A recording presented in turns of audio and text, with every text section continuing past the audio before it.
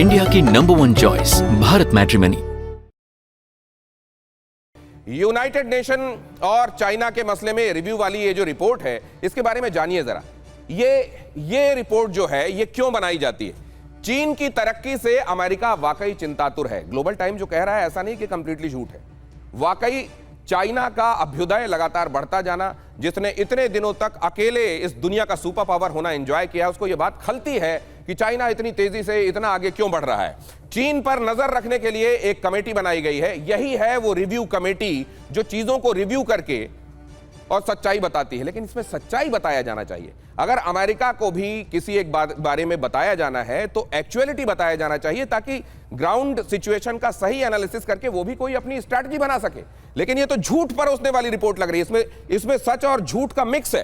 Committee का काम था चीन की आर्थिक और उसकी जो सिक्योरिटी को लेकर गतिविधियां हैं उस पर निगाह रखी जाए। वो क्या क्या कर रहा है अपने आप को पावर बनाने के लिए और सुपर पावर बनाने के लिए, वो क्या क्या कर रहा है, इकोनॉमिकली क्या क्या कर रहा है, मिलिटरीली क्या क्या कर रहा है, इस सब को समझ के उसका एक रिव्यू देने का काम इस रिपोर्ट में किया जाना था।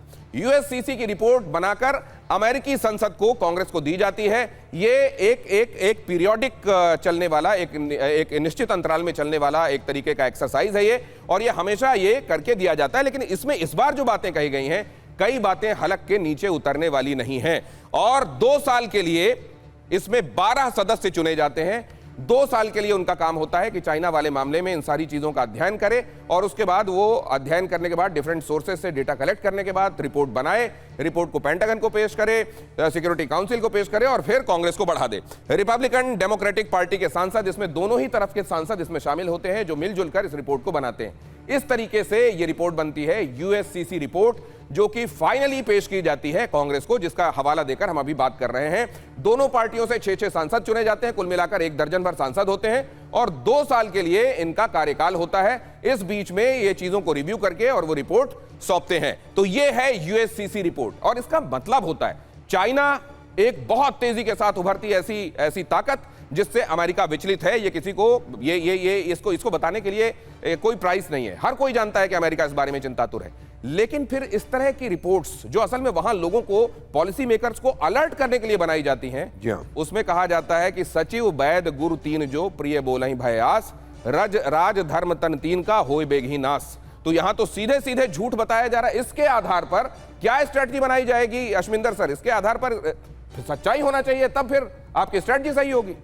बिल्कुल सही कह रहे हैं आप। अगर आप रिपोर्ट में डेटा को ही ऐसा यूज करें जिस डेटा से कोई निष्कर्ष निकलता ही नहीं और सही निष्कर्ष नहीं निकलता, तो उस डेटा का क्या फायदा, उस निष्कर्ष का क्या फायदा, और उससे जो आप स्ट्रेटजी बनाएंगे ओवरऑल लड़ने की, उसका क्या फायदा। लेकिन ये वाली जो रिपोर्ट है, इससे ये स्ट्रेटजी नहीं बनाते, ये मोर इंफॉर्मेशन है। इनकी जो स्ट्रेटजी बनती है वो यूएस सिक्योरिटी स्ट्रेटजी की एक रिपोर्ट बनती है, जो कई बार 4 साल 5 साल, कई बार 2 साल, हालांकि हर 2 साल में वो आइसोलेशन में काम करती है सर। इस तरह की कोई चीजों को खातिर में नहीं लाती वो। नहीं, ये रिपोर्ट उसके अंदर आती भी नहीं है। और वो उस रिपोर्ट की मैंने एनालिसिस की थी आज से 3-4 साल पहले भी, तो वो बहुत डिटेल्ड होती है। वो एक एक चीज समझा जाए क्या सर कि रिपब्लिकन और डेमोक्रेट्स दोनों तरफ के खाली लोगों को काम देने के लिए ये बनाया गया है क्या डिपार्टमेंट? ये अपने आप को भी खुश करने के लिए, अपने आप को भी मोटिवेट करने के लिए। और साथ में एक चीज मैं कहना चाहता हूं, इसमें सिर्फ वो वाला समय दीजिए। जैसे हमने जब गिराए थे इनके जहाज, हमने टोटल 13 गिराए थे। 4 से 5 जो थे F-16 थे, उसमें से जमीन पे भी मारे थे हमने उनके F-16, हवा में भी मारे थे, C-130 भी था, यानी कि अमेरिकन जहाज भी हमने मारे हैं इसके अंदर। और ये बहुत ज्यादा चुभा है अमेरिका को। और साथ में कहते हैं कि जो कुछ न्यूक्लियर वेपन है उसका कंट्रोल कहीं ना कहीं अमेरिका के साथ लिंक था। और जब हमने वो अटैक किया नूर खां पे, तो पहले हमने किया था नूर खां एयरबेस पे, उसने भी हिला दिया था अमेरिका को। और उसके क्योंकि उनकी एयर मोबिलिटी कमांड वहां पे, उनका एक C-130 जहाज था। और एक अटैक जो हमने सरगोदा में किया था किराना हिल्स के पास, तो उससे तो अमेरिका भी हिल गया था। आपको याद होगा अमेरिका का एक जहाज आके ये चेक कर रहा था कि कहीं कोई उसमें रेडिएशन इफेक्ट तो बाहर नहीं आ रहा। तो ये बहुत क्लियरली दर्शाता है कि कहीं ना कहीं अमेरिका भी अपनी इज्जत, खोई हुई इज्जत को बचाना चाहता है। यहां पे अमेरिका अपनी खोई हुई इज्जत को बचाना चाहता है, लेकिन दूसरे की लकीर को छोटा करके, कुछ सच्चाइयों को झूठ में तब्दील करके ऐसा क्यों दिखाना चाहता है? और खास तौर से इस तरह की रिपोर्ट और कुछ हो ना हो, दुनिया में चर्चा का विषय तो बनती ही है। और चर्चा का विषय बनती है तो कहीं कॉन्शियसली, कहीं सबकॉन्शियसली, कहीं प्रत्यक्ष, कहीं परोक्ष रूप से ये दिमागों में भी बात रहती है। तो किन दिमागों में ये बात छोड़ने के लिए ऐसा कहा गया है, जरा ये भी समझ लें अमिताभ जी। तो आखिर इस तरह की रिपोर्ट्स का टारगेट ऑडियंस कौन होता है? देखिए, ये रिपोर्ट में आपने मेंशन किया था कि प्रोफेसर्स होते हैं, डेटा एनालिस्ट होते हैं, साइंटिस्ट होते हैं। एक इंसिडेंट था, आपको ब्रीफली बना। एशले जे टेलिस नाम का एक व्यक्ति था, भारतीय मूल का, जो अमेरिका के पेंटागन में काम करता था। वो इस तरह के रिपोर्ट, और वो फॉरेन पॉलिसी, एक बहुत रेप्यूटेड जर्नल है, वहाँ वो रिपोर्ट लिखता था। बाद में पता चला कि वो चीनियों से पैसा लेता था, भारत के खिलाफ रिपोर्ट देता था और पेंटागन को रिपोर्ट जमा करता था। यानी वो डबल स्पाई। और इसी तरह के लोग ऐसी रिपोर्टें बनाते हैं, उसके इंफॉर्मेशन लिखते हैं और ये प्रिपेयर करके उनको सबमिट करते हैं। यानी ये रिपोर्ट पूरी तरह से भ्रामक होता है।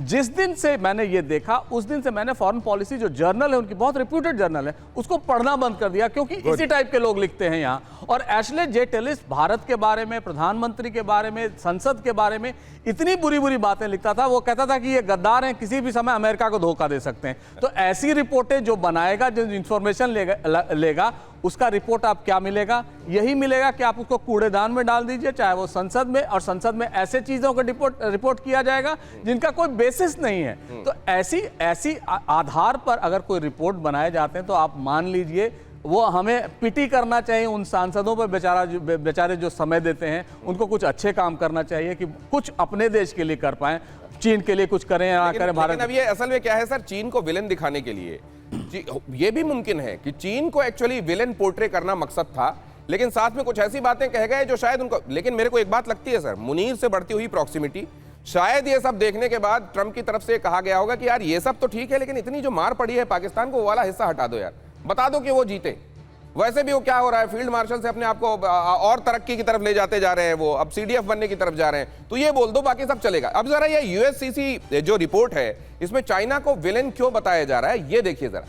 ये पूरी दुनिया जानती है कि चाइना अमेरिका के लिए सबसे बड़ा खतरा है। उसका जो दुनिया में एकाधिकार, एक छत्र राज्य चलता रहा, उसके लिए सबसे बड़ा चैलेंजर कोई है तो वो है चाइना। चाइना को खतरा बताने के बहाने अपना डिफेंस बजट भी वो बढ़ा लेगा, क्योंकि जब तक खतरा बढ़ाया नहीं जाएगा, टॉर्च बेचने वाले में जब तक अंधेरे का डर नहीं दिखाया जाएगा, टॉर्च बिकेगी नहीं। इस तरीके से बजट बढ़ा लिया जाएगा। इंडो पैसिफिक में चाइना के खिलाफ पकड़ मजबूत करना, इसका एक मकसद यह भी है।